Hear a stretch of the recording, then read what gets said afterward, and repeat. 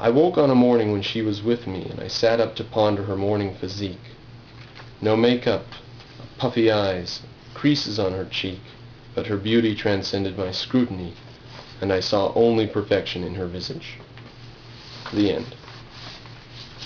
So what seemed inevitable and unchangeable turned out to be good material for an even better version. And you notice still the last line didn't rhyme. I saw only perfection in her visage. I didn't want to rhyme that with anything. I wanted you to end and have that statement. Just, I saw only perfection. So let's go on to one more example of a poem which hit home for me, and it was hard for me to change it. And it's titled Your Softness, and it's addressed to a young lady. And after we had broken up, and I wrote this poem about the sadness afterwards, and I said, you are fading into the past, and I am scared. You are going where memories dim, and your face will be clouded by time. And yet I cannot stop you, because you do not hear me. I scream from frustration, but softly because I know it won't help. And besides, softness reminds me of you. So I thought there were a couple of really excellent lines in there. I wanted to get this idea that we knew each other so well, and then after we broke up, the longer we're apart, the less I know her and the more she fades. And that scared me. It scared the hell out of me. And I wanted to get that idea down somehow. And the second idea I wanted to get down is I'm trying to stop her from fading away, and I'm screaming, but in a silent, soft scream, because I know it doesn't help. It's not going to help. So there's just the pain and the anguish and the frustration of being able to do nothing about the situation. And then I end by saying, and besides, I scream softly because softness reminds me of you. Now I was stalled for over 2 years on this poem. Each time I read it, the language was so potent in reviving the feelings that went into it that I just couldn't believe it could be improved. So here's the new version. Now I'll just remind you, this is a second reworking of a poem. It's not my best poem, it's not my favorite poem of the poems I've written. So it's, I'll just say that, it's not my best poem, but let's go. Your softness. You are fading from my mind, the process frightens me. You're withdrawing into the past, through time's shroud soon unseen. You are going where memories dim, your face will be clouded by time, and I cannot travel with you, for you are no longer mine. How can I stop you from moving away into shrouded clouds of time? I scream your name, it's all I can say. Frustration is God's cruelest crime. I scream softly, soft for 3 reasons. Deep sorrow dampens my voice. I know you don't want to hear this, and I know all this was my choice. And besides, softness reminds me of you. The end. So what was before just a terse little 9-line poem has become, with a little bit of pencil work, a structured 16-line poem with a finishing declaration, left unmatched, of course, so as not to detract from the feeling of the desperate sorrow, sort of, that comes in the end. It's all rhyming and meter and so forth, and then you just end by saying, and besides, softness reminds me of you. And the title of the poem is Your Softness. So, I'm happy with the revisions of it. It's better than it was at first, and it still captures the feelings that I had, and I think even more so it captures. Let me read the last line, or the last stanza one more time. I scream softly, soft for 3 reasons. Deep sorrow dampens my voice.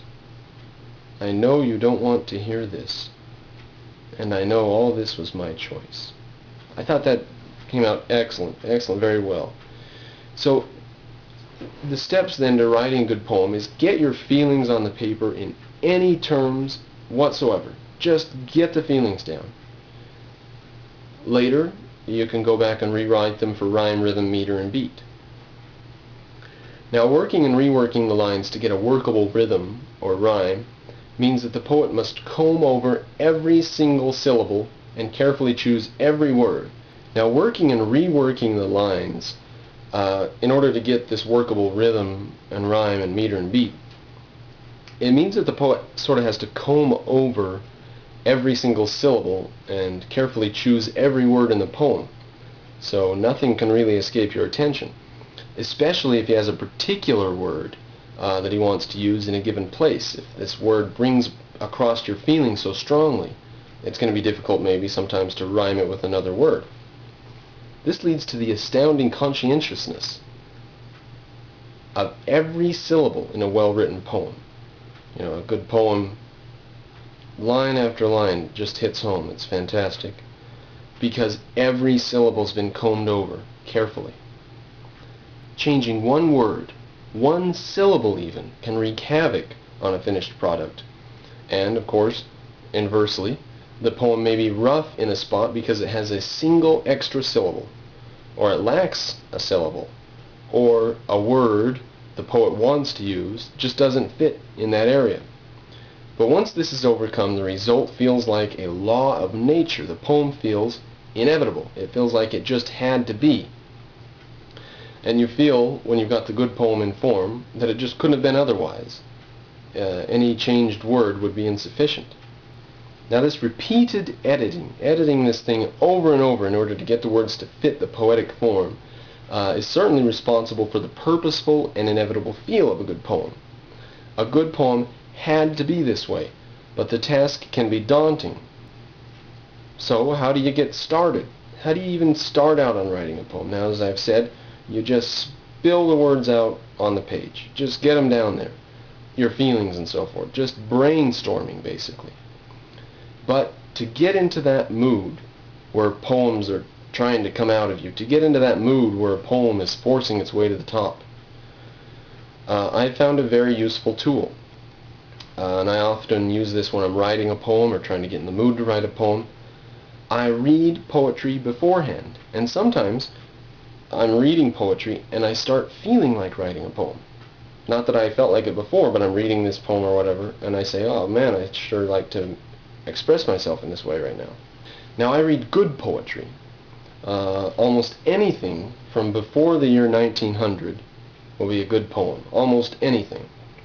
And I never ever read free verse poems. Never read free verse.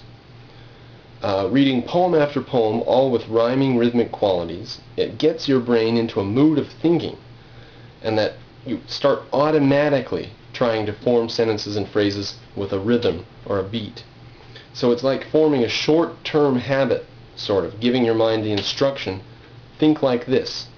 The joy and the delight that I get from writing a good poem and then reading it, and I read my poems over and over if I like them, that joy is just irreplaceable. And the qualities of music are indispensable for this end, to make the poem so wonderful you can just read it again and again. Prose as such, and it's just writing, just plain old writing. Prose as such is simply the organization and presentation of ideas, of concepts, right? Poetry is prose plus music.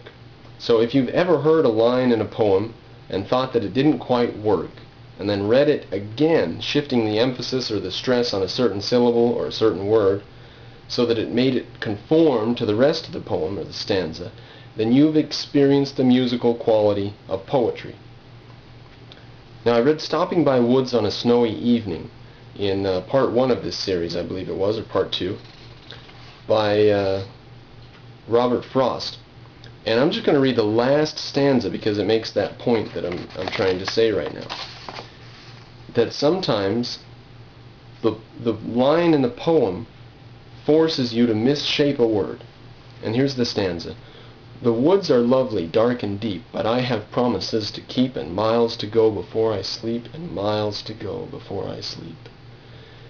The woods are lovely, dark and deep, but I have promises to keep. Now, you could just say, the woods are lovely, dark and deep, and I have promises to keep. Promises. You could do that, but you would be a modern college professor.